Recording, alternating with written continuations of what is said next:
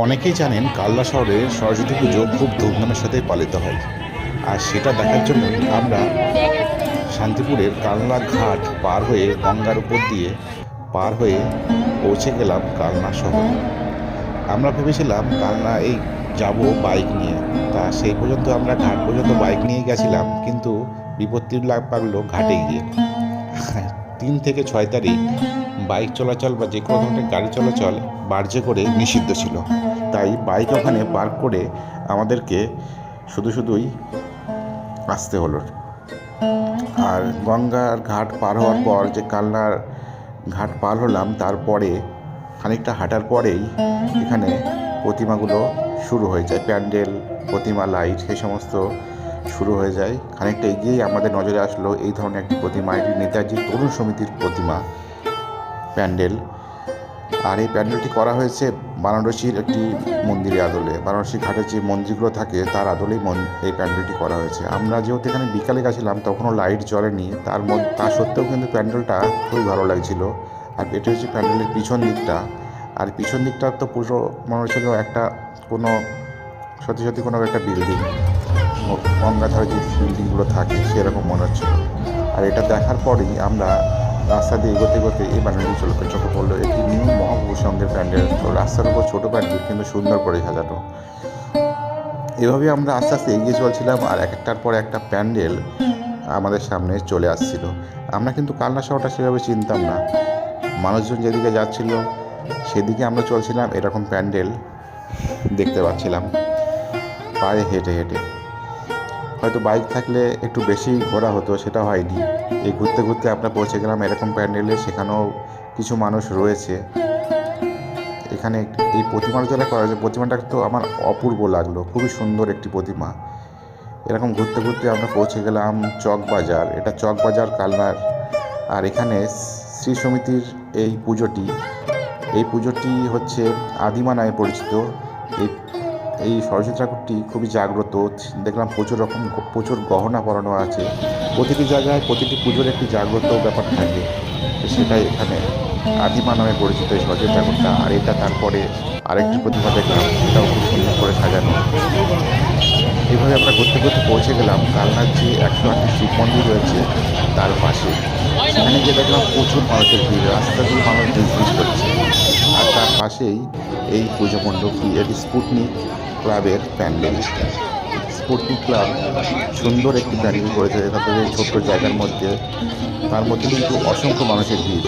মানুষ ঢুকতে বেরোতে পারছে না সেরকম অবস্থা, কিন্তু এখানে কিন্তু কোনো লাইন নেই। মানুষ এখানে ঢুকছে, ঠাকুর দেখছে, আস্তে আস্তে বেরিয়ে আসছে।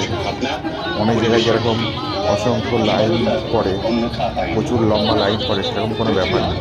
আর স্পুটনিক ক্লাবের এই বিশেষত্বটা হচ্ছে এখানকার যে প্রতিমা, এই প্রতিমায় কিন্তু প্রতিবারই একটা নিত্য নতুন বৈশিষ্ট্য নিয়ে থাকে, সেটা মাইকেও এখানে বলা হচ্ছিল। আর এবারকার এই প্রতিমাটা করা হয়েছে লোহার সামগ্রী দিয়ে। লোহার সামগ্রী যেগুলো আমাদের সাধারণত কাজে ব্যবহৃত হয়, যেরকম এখানে বটি রয়েছে, কাঁচি রয়েছে, নাট বোল্ট রয়েছে, রিং রয়েছে, সেইগুলো দিয়েও কিন্তু প্রতিমাটা করা হয়েছে। কিন্তু দেখে বোঝার উপায় নেই, এক চোখে দেখে খুবই সুন্দর একটি প্রতিমা লাগছিল দেখতে।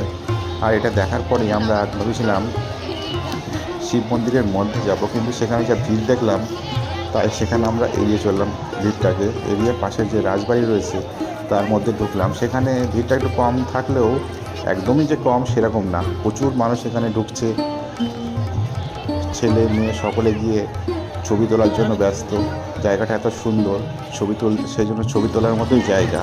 আর এই জায়গাটা কিন্তু আর্কিওলজিক্যাল সার্ভে অফ ইন্ডিয়ার দ্বারা সংরক্ষিত। এই যে মন্দিরগুলো করা হয়েছে, মন্দিরগুলো ধ্বংসপ্রাপ্ত হয়নি এই সংরক্ষণের জন্য। রাজবাড়ির মধ্যে থেকে আমরা বেরিয়ে আসলাম। তারপরে যে 108টি শিব মন্দির রয়েছে তার আর একটা প্রান্তে আরেকটি পুজো হচ্ছে, সেটা আমরা দেখে নিলাম। সেখানেও অনেক মানুষ রয়েছে, পুজো দেখার জন্য এসছেন। সেখানে দেখলাম সেখানেও সুন্দর করে সাজানো, বিভিন্ন ধরনের ঝাড়বাতি দিয়ে সাজানো এরকম একটি প্যান্ডেল। এই প্রতিমাটি দেখলাম। আর তারপরে আমরা দেখলাম যে রাস্তায় এসে দেখলাম প্রচুর মানুষের রাস্তার এই যে বাইরেটা দেখুন কীরকম ভিড়, তাহলে আন্দাজ করা আছে ভিতরে কী ভিড় হবে। পুরো চাপাচাপি ভিড়। আর তারপরে আমরা এখান থেকে এখানে এগিয়ে গেলাম। এগিয়ে গিয়ে এই প্যান্ডেলটি চোখে পড়লো। প্যান্ডেলটিও খুবই সুন্দর করা হয়েছে। এটি গোলক সমিতির প্যান্ডেল। প্রথমবারের মতো কালনায় এসেছি মানে সরস্বতী পুজোর দেখতে, তো সেইভাবে কিছুই চেনা ছিল না। তা সত্ত্বেও অনেক প্যান্ডেল কিন্তু দেখা হয়ে গেল, আর পায়ে হেঁটে হেঁটেই শুধুমাত্র, কারণ আমাদের বাইক নিয়ে আসতে দেয়নি, পার করতে দেয়নি বাইকটা আমাদের ওই শান্তিপুর যে নিশ্চিন্তপুর ঘাট সেখানে রেখে আসতে হয়েছে।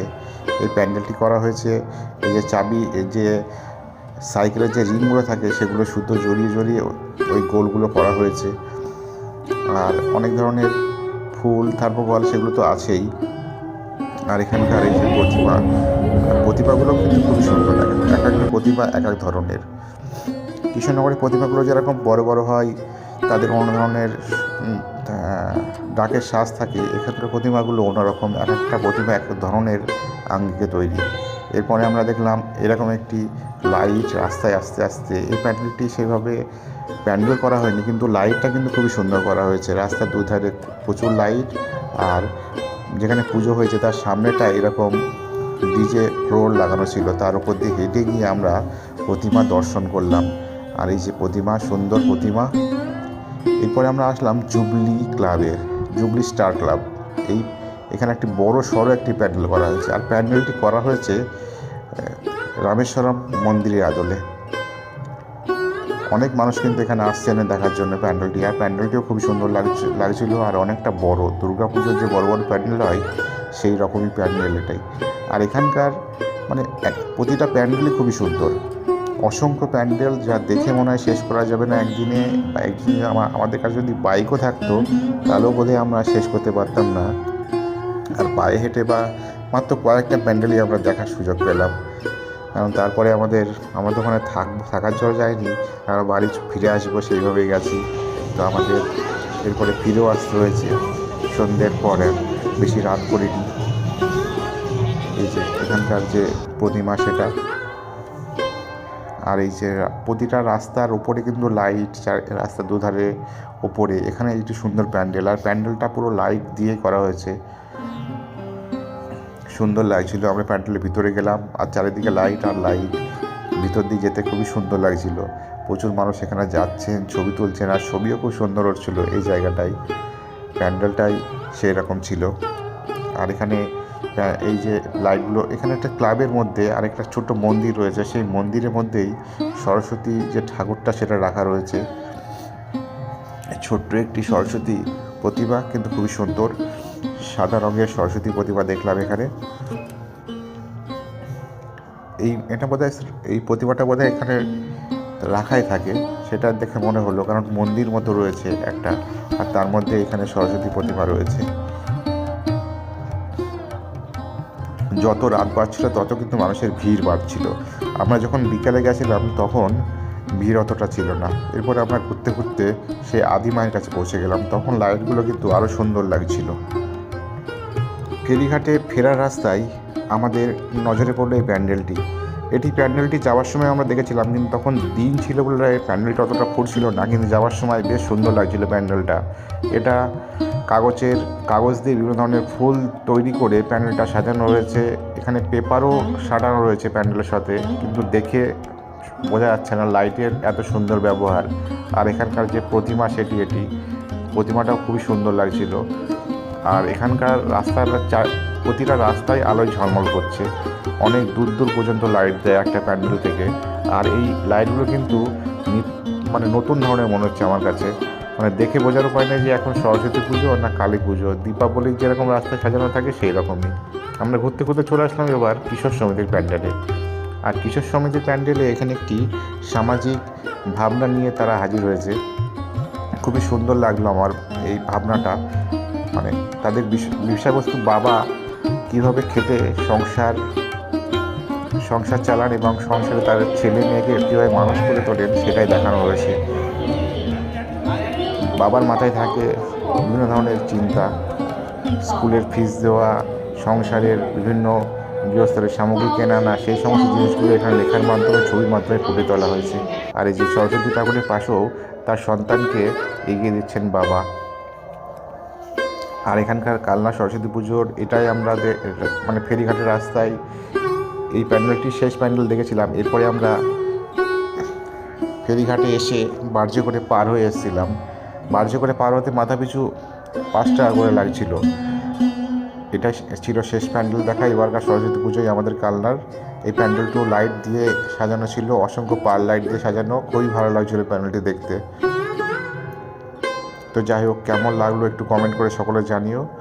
আমাদের তো বেশ ভালোই লেগেছে প্রথম